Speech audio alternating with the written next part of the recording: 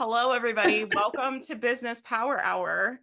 We're going to have a great conversation today. I'm so excited that I have Emma and Corlin together because I just think they're so badass at marketing and so clever and so smart. And I can't wait to pick their brains and ask them all the things. I will let them introduce yourselves. And if you have something you want to promote, you're welcome to do that in your little intros. Emma, you want to go first? Just tell everybody who you are, what you do. Sure, yeah. Hey everyone, I'm Emma Wetherall, and I'm a sales strategist and growth consultant for online coaches, course creators, service providers. And basically what that means is that I help female entrepreneurs who are in those industries to double and triple their revenue month on month through all sorts of different sales strategies and marketing strategies. I don't have anything to promote at the moment. If you want to be on my email list, there's plenty of ways to do that. And I think there's a link that's going to go out around this video or connected to this video. Feel free to do that. And I send super cool emails a couple times a week with loads and loads of tips. Yeah, you guys definitely have to follow. I love following you on Facebook. You're one of the only people I love following on Facebook. I'm always like posting like clever things, but then like funny things. And I don't know. I just really like your Facebook posts. So you guys will have to stalk her over there. Definitely get on her email list. I love that it's like not even like, oh, I help people. You're like, I help people triple their revenue because I'm a badass and we don't play around. Like casual, no big deal. Yeah, just we tripled your last year. Yeah, we tried that stat last year and we were like, oh, every single person that worked with us over the past 12 months at that point had tripled their revenue. And so, yeah, we say that. I love when coaches have data to back that up, y'all. That's a good tip when you're hiring coaches is ask like what percentage of clients get their results when they're like, oh, like I help people triple their revenue. It's like, well, how many? Like Emma's the kind of person that will tell you. She's like, oh, I know that. That's what I'm saying. You two would get along because I feel like Corlin is like that with her data too. Corlin, why don't you introduce yourself for anybody that doesn't know? We do have a lot of new Faith Mariah people here, so people might not know you. You could be my name's Corlin Hazelwood, and I'm a very similar niche to Emma. I think the difference is that I really focus on the tech and the system side of business, but we serve a very similar avatar. Coaches, course creators, online service providers who want to scale their online coaching businesses by building passive profitable revenue suites or offer suites, not revenue suites, offer suites. And we really focus on the tech and the system side of things. Our goal is always to get our people to consistent $30,000 to $40,000 months using reoccurring revenue and varying offers to serve people at different price points along their customer journey. So we really focus on the tech side and then the strategic marketing side of your offers. Awesome. And we'll put, if you guys are listening to this on the replay on the podcast, we'll put all their links in the show notes. You guys can also always find, if you're ever like, oh, I want like the guest links, we make blog posts on Friday and it has everybody's links on them. So you can always check faithmariah.com. If there's past people you want to stalk, if you're looking for good people to follow, go check out the blog. Thanks, Kelsey. Shout out Kelsey with blog posts. The Friday blog post. So I wanted to have you guys on.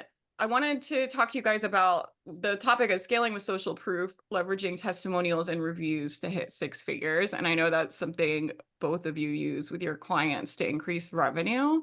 So I'd love to pick your guys' brains about that. Why did you want to come talk about this topic and like why testimonials? I think a lot of people will be like, oh, that's kind of like no big, like that's not going to be like that big of a deal, or maybe that won't be something that makes money. It's not something people often talk about a lot or focus a lot about. And I know both of you use them in your businesses. So I'd love to hear your thoughts about that. And like, why did you want to come talk about this? And what kind of impact has testimonials had in your business and with your clients? I'll start. I mean, I love testimonials. In our business, we don't necessarily call them testimonials. We call them celebrations or case studies. But testimonials for me have always been a way to show people what's possible. And that's truly the way that I look at them. But they're also an incredible way to build trust with your audience, to show people what type of results they can expect when they join and when they do the work. And I also think we have at least a lot of our clients in our world have a lot of mindset stuff around sharing testimonials. They have this feeling sometimes like when they share testimonials, they're taking ownership of people's work. And I don't really look at it that way. I think a lot of people feel a lot of different ways. Sleazy is a word that comes to mind that I hear a lot when I talk about sharing testimonials and showing the behind the scenes of programs. And I want to kind of have an open conversation around how to do it sustainably and also how to do it ethically and in a way that serves both people. Because in my world, our clients look forward to their testimonials being shared. It's something that they get equally as excited about as our potential clients do. And I think people aren't necessarily looking at it that way, but people often come into our world and say, oh my God, I can't wait to be the testimonial. And when they are the testimonial, they're floored and excited about it. And it's like a goal that they have is to be one of those people. And I think it's incredibly motivating for new clients and existing clients personally. Yeah, it's nice too to be able to like platform some of your clients. Like I remember at one point, Carlin, like you got invited for a program you did, and somebody interviewed, like one of your mentors basically interviewed you as like because you had a huge year, right? And I remember like what a big deal that was to you and how exciting it was and how it was like, oh my God, like this is the biggest platform like I've ever been on for you at that time. It was like such a big deal. And like I think sometimes we forget like we can provide that for people, right? Like where it's like, oh, like we can put them in front of people and celebrate them publicly. And I think it can be really powerful. What about you, Emma? Yeah, I mean, I agree with everything that Corlin was saying. For me, one of the reasons I wanted to have this conversation, well, there's a couple of reasons. One of them is because I think that when people look at testimonials, they see them as, let me just throw as many things as possible onto a page. Or at the flip side, they're like, I don't know how to use them. And they are such an important part of that decision-making process that your buyers are going to have when they come to anything that you're using to sell. And because we rely so much on words on a page and also on video, and like when we're using kind of TikTok or in stories in anything and sales letter videos, it's really important that we are able to communicate to people what we're trying to say, not just from us, but also from other people's words, the things that other people have said and their experiences. Because when somebody comes and is buying something from us, there's that, like you said, Coraline, there's that element of like needing that trust and that credibility. And we can say so many things in those words, in those videos. But if we're able to weave in things that other people have said that comes from other people's experiences, so that people who are contemplating that purchase can actually hear it from a previous buyer, somebody who's telling their truth, that goes so far to helping them to make a decision. And there's lots of things that I'm sure we'll touch on today around, people seeing their own experience in it and that kind of thing. But I just think it's such a powerful way to let your existing clients communicate the value of your offer to people who are considering it. And then the other reason that I wanted to have this conversation as well is because I think there's a big practice in the online space about using testimonials and case studies in ways that are not that ethical. So maybe using testimonials from 10 years ago when this one person who made hundreds of thousands of dollars with your offer, or who got this massive big result, but it's not actually indicative of what the majority of people get, or it was something that happened for a completely different program 5-10 years ago and it's not actually that realistic or applicable to this one. And so I also think it's really important that when we're using testimonials and case studies, there's a conversation around, well, how do we use it in a way that is not only going to support our buyers, support us as sellers, but is also going to be really congruent with the offer and be ethical in that way as well. Yeah, I really like that you brought that up, and I definitely do want to talk about that. And I know, Corlin, I know you feel the same way I do about this, but there's things in the industry I think that are kind of hard to watch and that are questionable. And I'm always kind of like warning all my students to not get sucked into the overnight success stories and like the big flashy stories. And I've even pulled back from sharing a lot of our bigger, like I don't really share the income from like our top people in the mastermind anymore, because I'm just like, that's not most people's experience, right? And I'm helping people build sustainable online businesses that have never built businesses, that need to learn marketing, that need to learn to develop products, need to do the mindset work. Like there's a lot of things that go into it. And I don't want people to buy with the expectation of like, I'm going to be making $10,000 a month, like when I wake up tomorrow.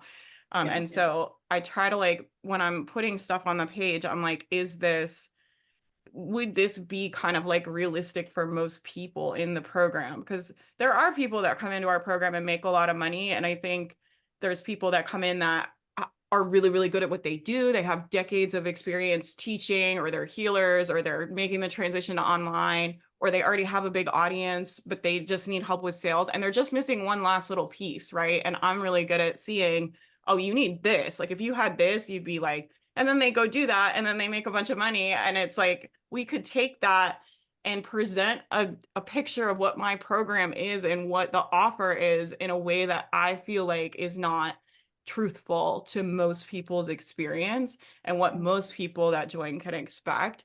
And so I've thought about this a lot. I'd love to hear, have you guys, how do you sort that out and figure out like which ones to use, or do you have a framework for presenting them, or how do you do it in a way that feels like an integrity, I guess, for you?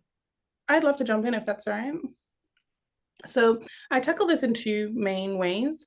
The first way is actually like, it actually applies to the example that you're giving just there, where somebody might have a really fantastic result inside of a program that is either just because, you know, they really took it and they blew everything out of the water, and that's fantastic, but it's maybe not representative of the typical result.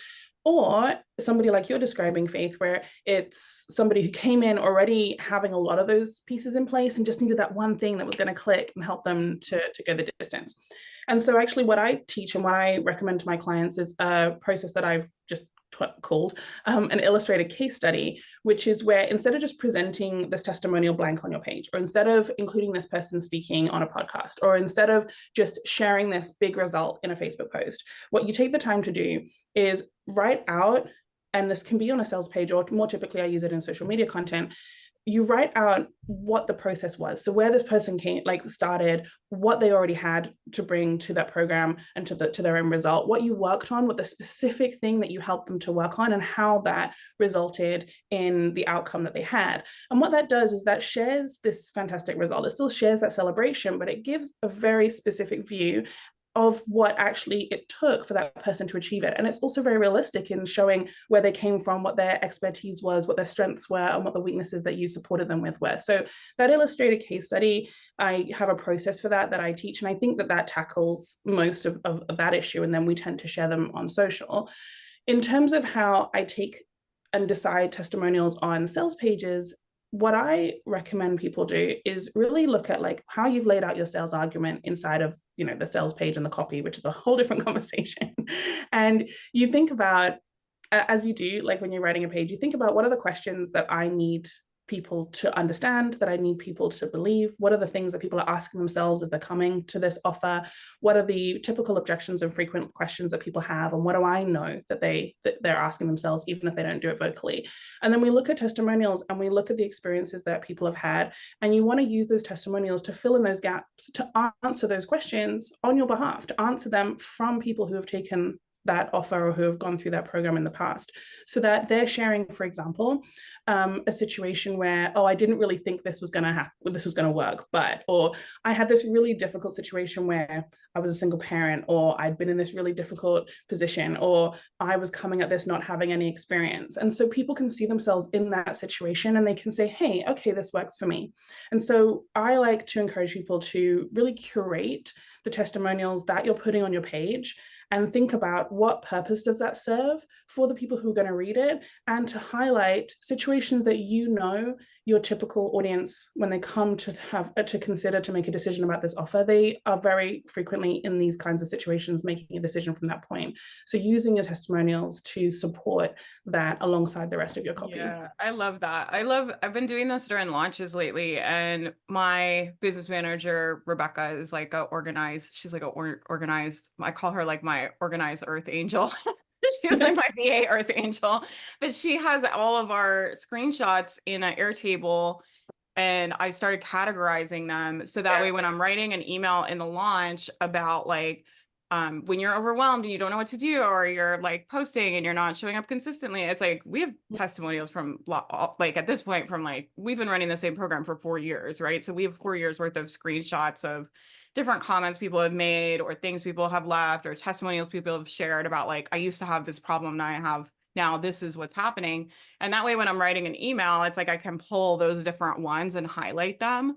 And I feel like that's been a really powerful way I have liked sharing them. And like, it's kind of like I can talk about, oh, we do this in the program. And then it's really nice to have like kind of like your students chiming in the email being like, yeah, like that did happen. This is what it was like. What about you? Have like a million things to say. I do, but I kind of feel like Emma and I are very much on the same page. I knew you And guys would get along. I was really happy. I was like really random that you guys booked the same topic, or I don't know if Kelsey did that on purpose, but I was like, oh my gosh, they're gonna like get on. Kelsey sees things that we don't sometimes. I know how her brain works. Yeah, for me, the whole thing, and I can say too, I have done, just on the air, on the side of transparency, I have done the posting every testimonial all the time without what I like to call context, which is what Emma just really walked us through, is the context, the behind the scenes of what you're seeing. I've done that. I can tell you what it does to your business in the long run. It's not fun to navigate. Having a ton of people come in the door who are solely there for the financial side of the business, I think it sets a lot of people up for a reality check that maybe they weren't looking forward to or didn't see coming. And so for me, you know, I learned this lesson truly the really, really, really hard way. And it's all about context. So I'm always asking, how did this person get here? What did they have before they got here? Who is this person? Are they a mom? Are they, you know, are they a single woman? Are they from a different country? Are they from Canada? Like, what is their background? What is their understanding? What is the context of this person? How much time do they have to run their business? And in doing so, like Emma said, it gives people an opportunity to see themselves in their shoes, first of all. And second of all, it also gives this realistic picture. You know, for example, we have a community member and our program is evergreen. So I've been running this program for 3 years. We have a community member who joined probably about 1.5 years ago. She's probably attended 2 calls and watched maybe 25% of the course content in the portal, which is great. But she just recently hit her first $50,000 month after maintaining 35,000 for about 6 months consistently.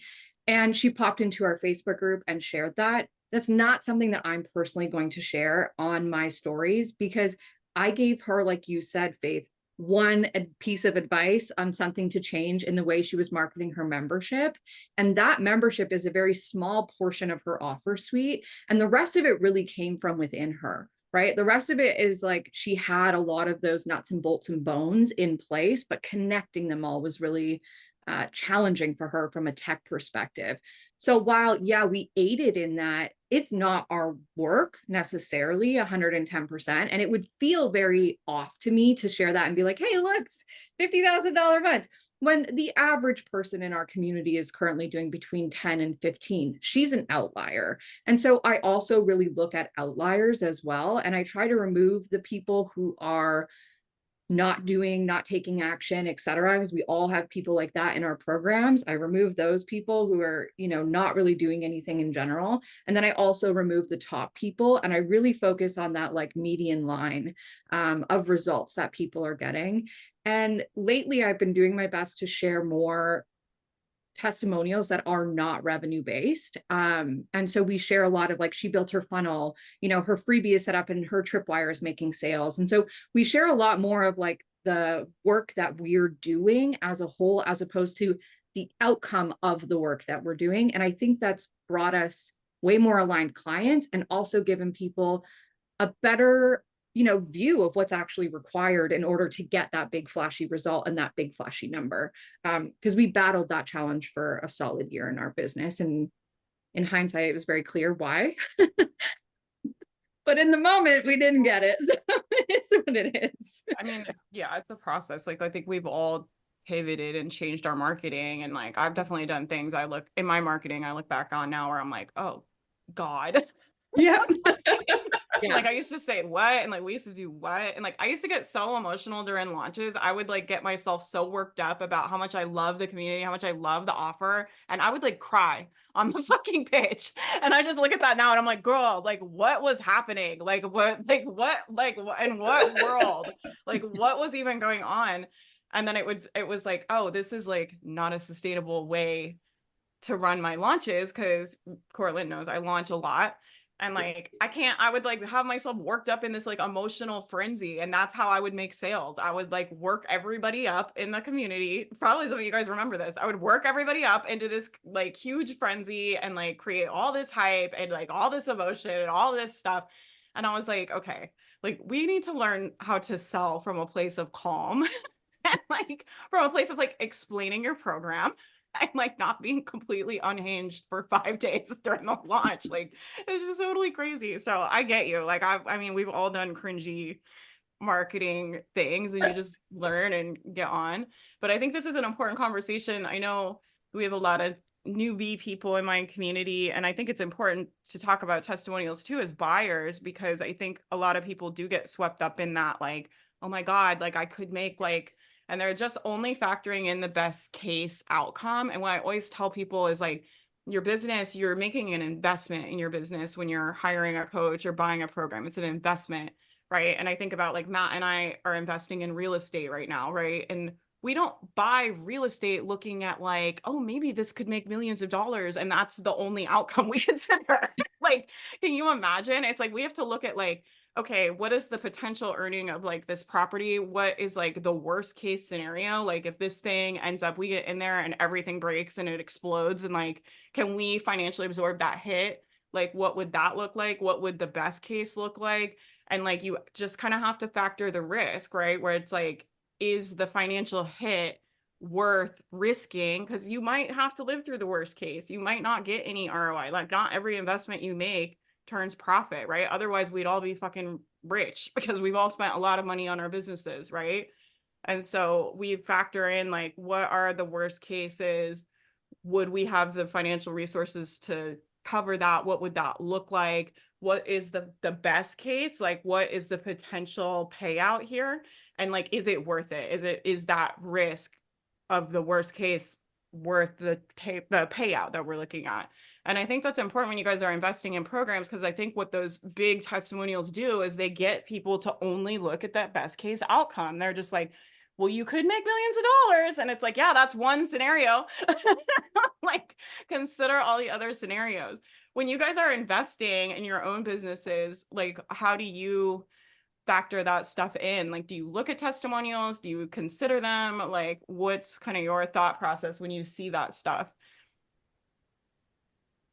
I personally don't pay that much attention to it anymore. I think because I see and I know the behind the scenes of where a lot of those come from. And so when I'm personally evaluating a program or a mastermind or even just a smaller course that's more skill-based, I don't really look at the testimonials.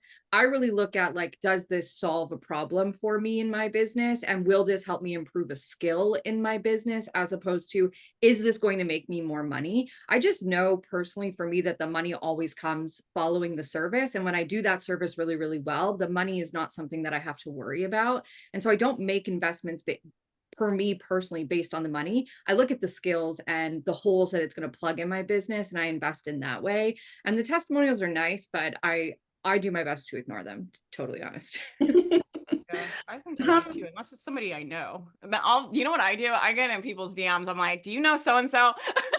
Like, what's her deal? What about you, Emma? Actually, just on a side note, that's a really important point, because I had a friend message me the other day, actually, and she said, somebody that I know is looking at working with you, and she asked me because she saw my testimonial on your page. So she messaged me knowing like that would be me. That'd be my ass. I'm like, Emma, what's her deal? Exactly. And it's really important to remember that if you have testimonials on your pages or on your videos, even if people don't know that person, they may go out and seek that person and either message them and see if they're open to having conversation, or if they might know them in the periphery of their network, they might try and connect with them. And so it's important to think about, like, how does this accurately reflect the way that we work together? Because if not, you're going to get caught out. So yeah. Just a slightly different point that that's something to think about when I'm making buying decisions. And this is something that I think about when I'm creating sales pages, and I encourage my clients to think about as well. I only really look at testimonials in two situations. One is if it's something that I'm really not confident in. And that's usually to do with something to do with my personal life that I'm trying to learn, a new hobby, like something that I really do not have an expertise in. And not just like, oh, I kind of know how to do this. So yeah, I can tell, when you know enough to be dangerous, so you can read between the lines. I read the testimonials if I really do not feel confident in something at all. And we've got to remember that as, when we're selling things, that we'll have people in our audience who are looking at it who really need that reassurance. And so I will read testimonials if that's the situation, because I want to see, and I won't read all of them, but really what I'm trying to do there is see, have lots of people got results from this? Are there just a couple of outliers that they're listing? Or are there a lot of people who, some people got a bit of success? And I want to see a real breadth of some people just doing a little bit, some people doing a middling bit, and some people doing really well, because I want to see, yes, this works. And because we all know what we should know when we're making a buying decision, that actually what we put into it and our ability and skill, whatever we're talking about, whatever field we're talking about, has an impact on the result as well. So I just want to see, if I don't know how to do this, is there a good enough program within this, and that, or the person leading it is good enough that they're going to be able to, I can't guarantee it, but what are the chances that me spending this money is actually going to be worthwhile? So I will read testimonials in that instance if I really am not feeling confident. And the other time that I will read testimonials, that I also bake into the way I create sales content, is when I want to see if this works from a specific situation that I have. So that's when I'm looking for an experience, and it might be emotional, it might be to do with a circumstantial thing like family, or what my world looks like. So I'm looking at things like that, and that's a little bit more hard to define, because different offers, your circumstances are going to impact them in different ways. But that might be anything from, do they work with people like me to do they work with, do they help people with this aspect, like you were saying, Coraline, not just to do with the money, but I want to get this funnel fixed, or I really need it to focus on this aspect, I'm not so fussed about the overall, do they touch on this? And so I look at testimonials to see if anybody has mentioned that specific thing that I'm looking for support with. Yeah. In my brain, I kind of think of like two testimonial categories. I think about like solicited testimonials, which are like, hey, like, could you guys give me a testimonial? Like, thanks. Like, we definitely ask for testimonials. Like, we do. We just ask people, like, sometimes I'll just post in the mastermind. I'll be like, hey, I'm doing a workshop about this. If I've helped you with this, could you leave a comment like that I can use in the page, or I could use in an email?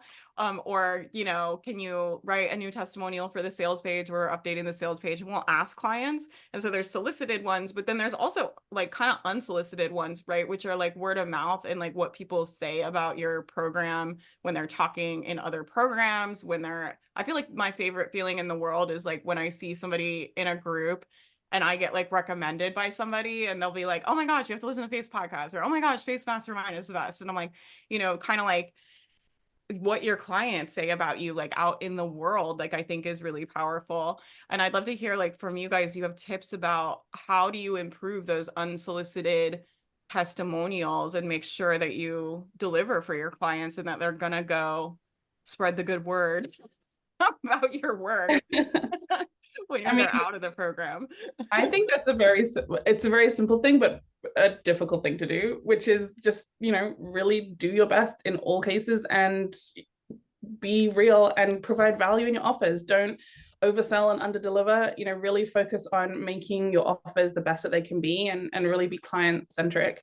It's really just about being the best that, not necessarily the best that you can be, and like always, striving to be like the most amazing thing, but do what you promise that you say that you will do, and focus on your clients and getting them the results that you say you can get them, and work with them in a caring way.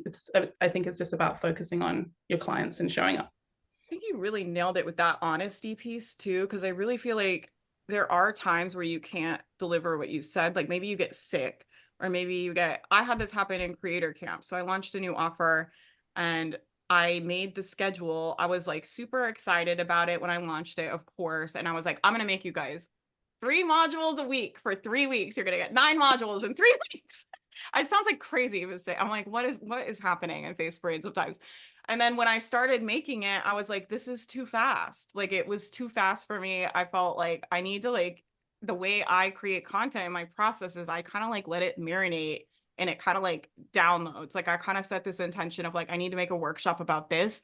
And it's like, I'll be driving the car or walking the dog, and it will like I'll be like, boom, like I know what to say. I know what this is. I know exactly what it needs to be.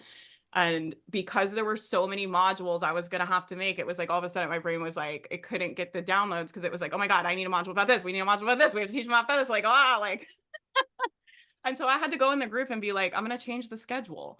Like, right. So I just told them, I was like, you're going to get 2 modules a week instead of 3. And I told them why. And I was just like, it's too fast. I don't feel, my intention is to make them really, really quality and good. And I really want them to be as useful as I can make them. And I want them to be something you guys can watch over and over again that are always going to be helpful and useful to you and have like a lot of good like mic drops and gems in them. And I just feel like I'm not getting them right now.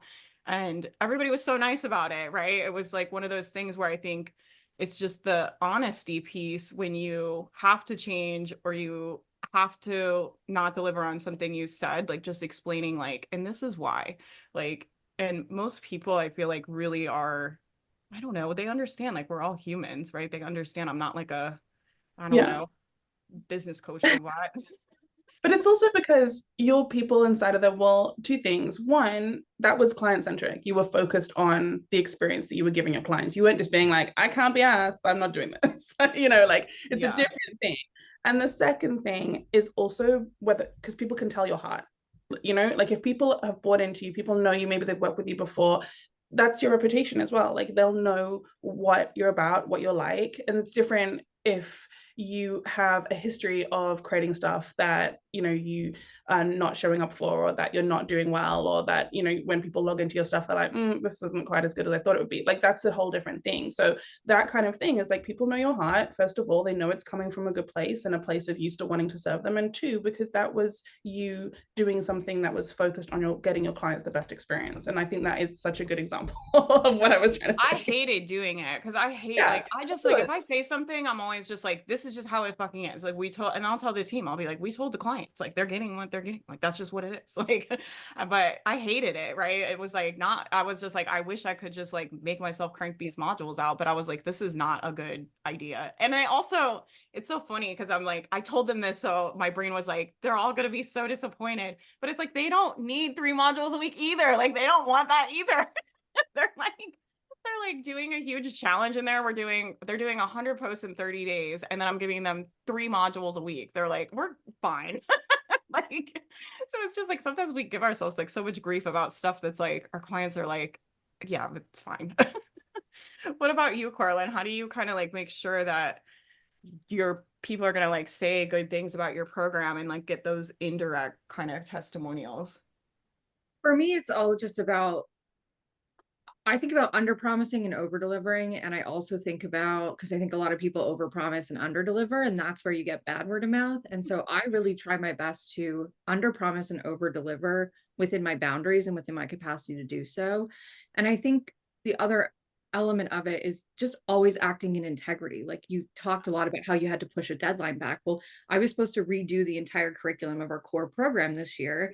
And I ended up with some insane health issues. I ended up heartbroken at the end of a 3-year relationship. I lost my grandmother early in the year. And like, I was just not in the mental capacity to create something that was truly going to be a step up from what we did. And I had to have a very real conversation and take accountability for that too. And one of the things that I've done a lot in my business, and I don't see a lot of people doing, is sometimes apologizing and just taking ownership for, I said this is why it's not happening. This is what you can expect when it does happen. Here's a more realistic timeline of when these things are going to happen. And also, I'm hoping that, by being real with you and by being honest with you, that this gives you grace in your business too, that you can see what leadership looks like, that you can see that you're allowed to be human in the process of building a business. And for me, I treat every individual like they matter. And, our behind the scenes motto in our business is like, every single person is important. Every like, every comment, every engagement, every person in your DMs, even if they're spammy, it doesn't matter to me. Like they're all important and they all matter. And my goal is to ensure that they all feel seen, heard, and understood. And our rule is, if you need help and you ask for it, I will help you. And I think just doing that and having that perspective of like every single person matters makes a huge difference because the things that people say about me are like, you know, she goes above and beyond. They tell me she's very real. She's authentic. She's transparent. She swears a lot. And we love that about her. And I think the other thing too, is to be yourself fully in your dynamic with people. Cause I'm now known as a girl who makes shit jokes all the time and like, you know, connects it back to that. That's not who I want to be known as. Right.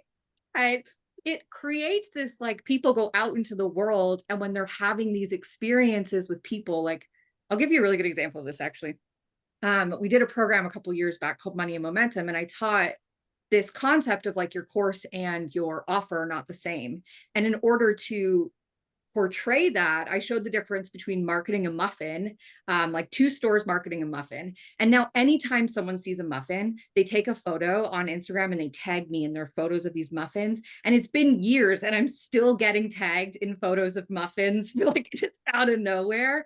And so I think making your stuff relatable too, and like applicable to life, and like having you pop into their head at these moments makes it easier for them to do that. And so I'm always asking myself, like, how can I ground this in reality? Like, this is a fun concept, but how can I bring this back down to earth? How can I relate this to moms? How can I relate this to single women who are dating? How can I relate this to, you know, the course creator and the service provider and the so-and-so? Like, how can I make this funny on top of it? And that always, now I'm like the funny down to earth, you know, tech wizard girl. And I love that for me. I'm the muffin woman, you know, I'm okay with it. Not the muffin woman.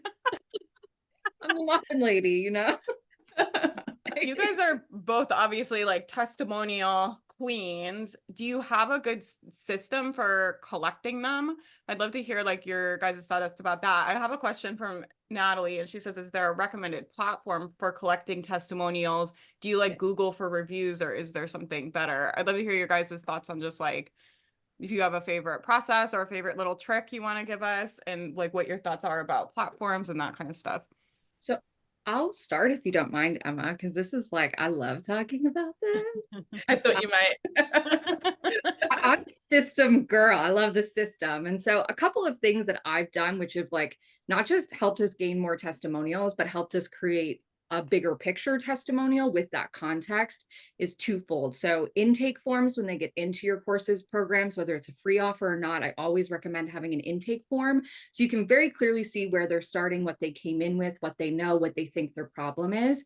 And then I put in kind of like a halfway point form midway through the program, where we get like an update on where they are, what they've learned, what skills they've gained, what they're still struggling with, what they need more support with. And then we don't have an outing because it's an evergreen, people are always in there, but I always put like outtake forms. So like, what have been your biggest takeaways? What have been your biggest successes? What do you still need work on? And then the other thing that I do, so that's like within each product in and of itself. And for DIY type products, I build it into the email marketing that goes out. So the moment that they buy, 2 days later, I'm asking them, what are you struggling with? What are you having a hard time with? And I take the time to reply to those people and be like, this module is the most helpful. You need to make sure that you're doubling down on this piece. But another thing that I've really built into everyone is the importance of celebration. And I teach it in every single one of my containers, and I create space in our Facebook groups and our Kajabi communities for people to celebrate, not just the big wins. I talk about and teach them to celebrate the small wins as well. And that in and of itself means we have a steady stream of testimonials kind of coming through from all different aspects of their business. Some are sales page testimonials, some are email sequences, some are money, some are not, some are personal things that they're going through that they're proud of. And it just creates this space where we celebrate every single thing along the way. And that in and of itself is how we kind of get testimonials coming in all the time so that we can filter through them and use them with context as we need to. We store all of ours in Notion. That's kind of our system for doing things. And we store them by client, not by program, which I think is kind of different because we have clients across multiple programs. And so we have like a client profile for every client we've ever worked with, and all of their testimonials go in their client profile. And we make them searchable as well with their image, et cetera, so that they're easy to find, easy to grab, and easy to use in different places. Love it. What about you, Emma? Do you have any like favorite little hacks you use to get testimonials? Yeah, so I actually do something very similar to what Coraline does. One of the things, or actually, so in terms of like tool that we use, it's funny because we used Airtable to run my entire business up until a couple of years ago when we switched everything over to Notion. The one thing that we have kept on Airtable is our client wins and our testimonials because of the way that we organize it. So it's the one thing that we've kept there. So in terms of so that's just in terms of like the tool that we use. We could equally do it on Notion. For some reason, it works better for us on Airtable. In terms of one little trick that I use for testimonials is that when people join a program, we actually have a thing which is part of the intake form where we have essentially a consent section at the end of it, which asks them, and depending on how they answer, it gives them like different drop downs, but it asks them, are you happy for us to celebrate you over the course, of your time with us? So we say that if they celebrate inside of the community, are you happy for us to share that on Instagram stories? Are you happy for us to share that in marketing and stuff like that? And if they say, then we have a couple of options. One of them is no, one of them is yes, and one of them is yes, but only specific things like don't share my name or don't share my picture or something like that. So they can give us that detail. And then if they say yes, we ask them to upload a photo and we ask them what their handle is so that we have that available. Now, we still reach out to every single person that we want to use a testimonial for to say, are you happy for us to use it for this offer? Are you happy for us to use it in this launch and that kind of thing? But we have that already gathered and we know that people are happy for us to celebrate them when we're talking about wins that they've achieved. If we want to quickly shoot something off because they achieved something really great and they've celebrated inside of the Facebook group. So that's one thing that we do. And then the other thing that we make sure that we do is when we capture things inside of, for example, if you're screenshotting, like you were mentioning, Faith, like if we are screenshotting anything from the Facebook group, from comments, from Slack, anywhere, we make sure we have a separate table which links up, and we make sure to enter it in there immediately, because one of the most difficult things around capturing things that people have commented on threads with wins or posted things inside of Facebook groups is knowing when it happened and who posted it. It's so easy to get lost inside of Facebook.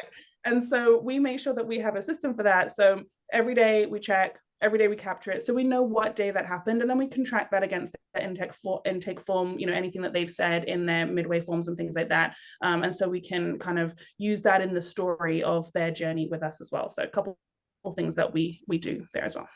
Yeah, I have a VA that does that, just to share, like our system's really similar to what you guys both said, but I have a VA that basically scans our group and screenshots things, they think we might want to use. We just block out everybody's name. It's just what we do, just to, I don't know. I'm always like, I'd rather err more on like confidentiality than not. So we save them all, we put them in a database. But if you guys don't have a team, you just put that on your weekly tasks where you're like, okay, I'm going to screenshot and like message everybody and see if I can share the testimonials, save them in Airtable. And then once you get a VA, that's a really easy thing to outsource to a VA. It's like, hey, once a week, twice a week, Monday, Wednesday, go through the Facebook group, screenshot anything you think, DM these type of things. We don't ever really share anything like, I don't know. There's a lot of stuff in our program that is like personal things people share. We never share stuff like that. It's always like, I got my lead magnet done. It's not like, I don't know, I'm going through the worst depression of my life or something, but we will screenshot them and have them just to share out. So, you guys can always start like simple. If you don't have a team, you don't have a big group, it might just be something you do once a quarter yourself, right? And you just start by scheduling that task. Like I just assign tasks to myself in Asana all the time. Really, at this point, my team really assigns their own tasks because they know what they're supposed to do. So if it were me, I would go in and I would just assign that task to myself in Asana once a quarter, get testimonials from people, send out the testimonial form, or go screenshot, or go do whatever your process is for collecting, and just assign that task to yourself or put it on your calendar. So you have a way where you don't have to remember to do it, right? I think the big thing with this stuff is like creating systems where you have some type of system for assigning tasks, or somewhere you put tasks to keep track of where you don't have to remember. Like I'm always like, nothing can live in Faith's brain. It all has to live in Asana or the team chat. It can live in Rebecca's brain, but it can't live in my brain. Yeah. Usually I'll put it in the team chat and then they put it in wherever it needs to go. Actually, yeah. Can I just add something on that point? Is that all right? Yeah.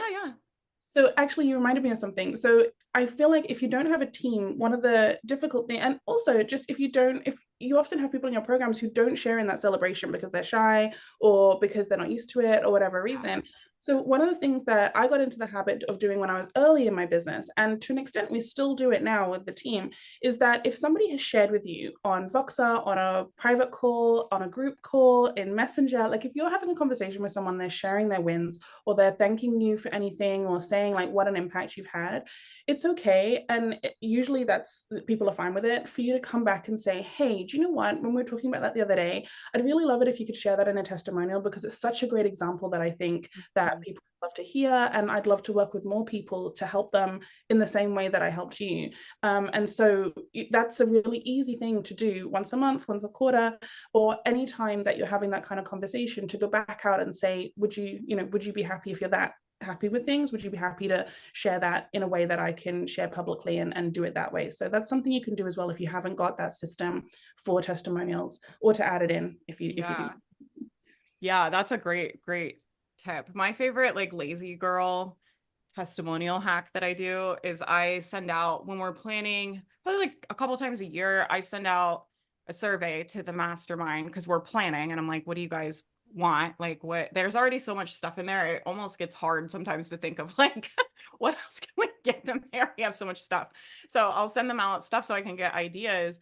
And on that form, I'll just put a spot that's like, hey, like, have you had a good experience? If you're willing to like leave a testimonial, I'd really appreciate it. Just drop it down below.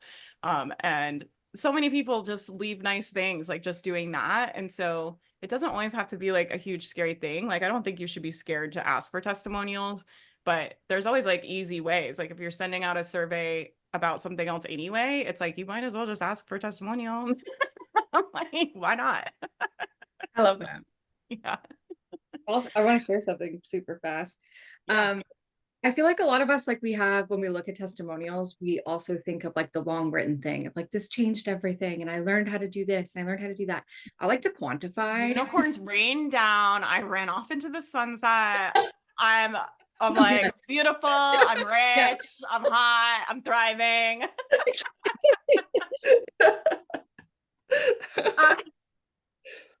I like to quantify skill improvement. And I think a lot of people teach skill improvement.